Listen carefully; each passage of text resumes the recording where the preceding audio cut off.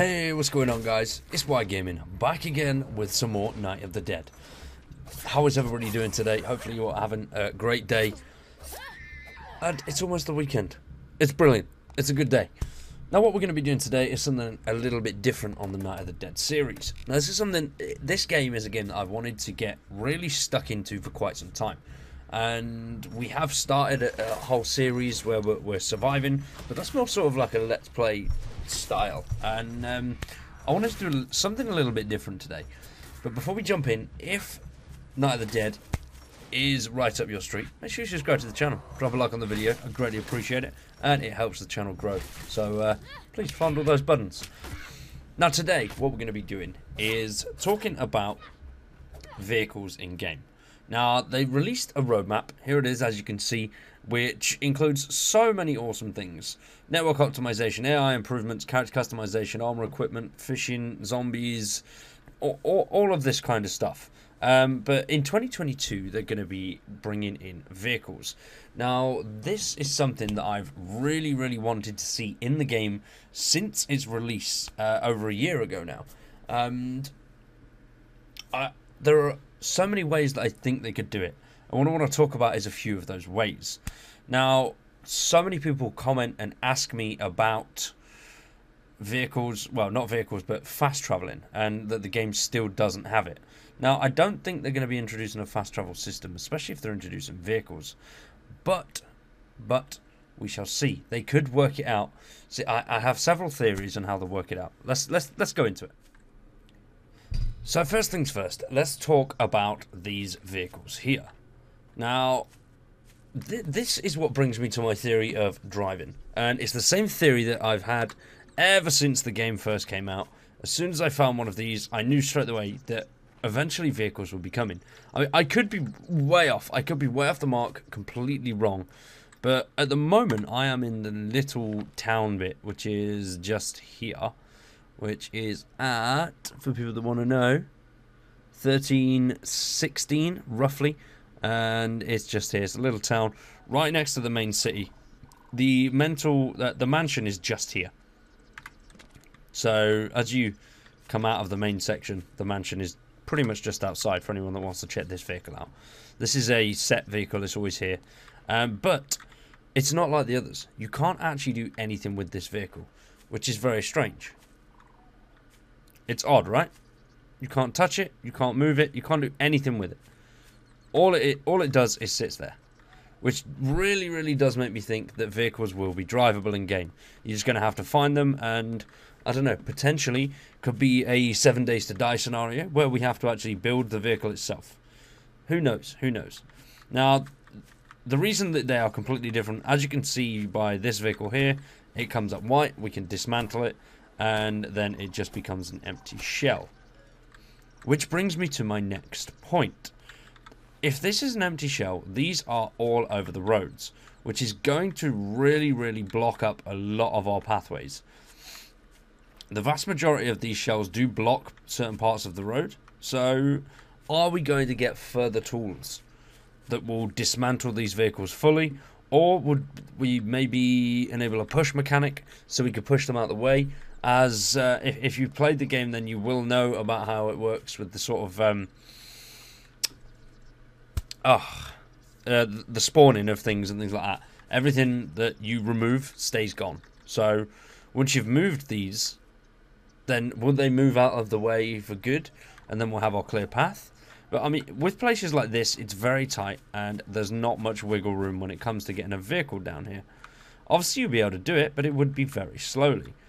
Another way that they could combat this is maybe not introduce cars, but just motorbikes, which would be quite cool. Now, the only place really that you have a problem with things like this is little towns and villages and little roads. Obviously, on main, like real big roads, you can just drive normally. Roads like this in the town centre can be a bit of a pain in the arse because they've got the barriers either side and there'll be cars crossing them. But if we just go down this way a little bit here, we'll be up to a nice open road.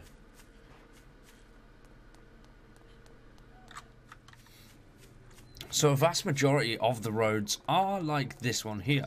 So it's mainly in cities and things like that where it's going to be a bit of a problem with the driving. But even still, once again, if you are coming into a big town like this, more than likely, if it was me myself, I'd pull my car up here and then I'd go in by foot. So it does kind of make sense that they've really densely packed a lot of the roads in there. That could be a sort of natural barrier to stop you and your vehicle going in too deep and going mad. Whereas areas like this, we could just cut onto the grass and drive round, and there's no issues. But that also brings me to my next point.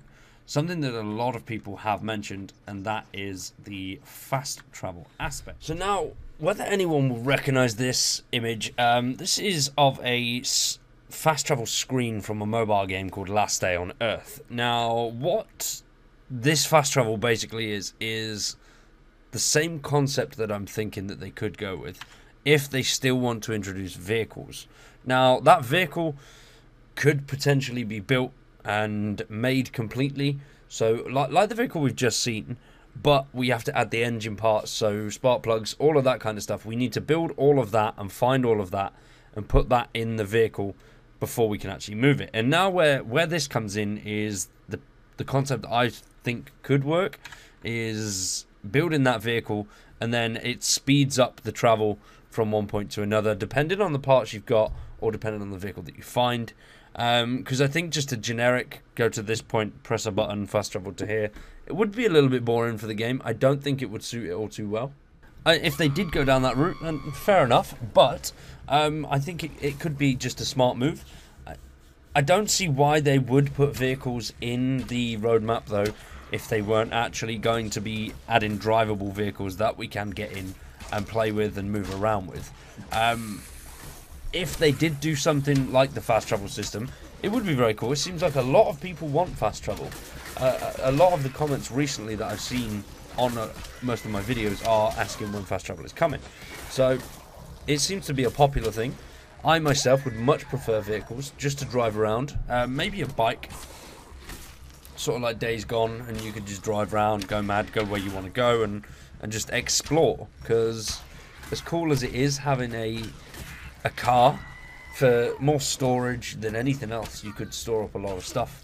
Having a motorbike is just much more accessible, and they've never said car. The only reason I'm thinking it's a car is because of the vehicle that I showed you at the start of the video.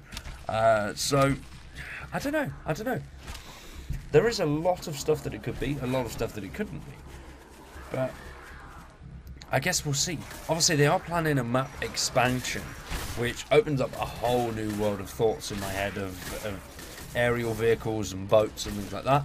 But how they'll go about that, I don't know. Obviously, we need to get in a plane to escape because we are on a sort of island. So, I don't know. If they do a map expansion, does that mean that we'll be getting a boat, or maybe the game will continue once we've got on the plane and got all of the journals and moved over to another area?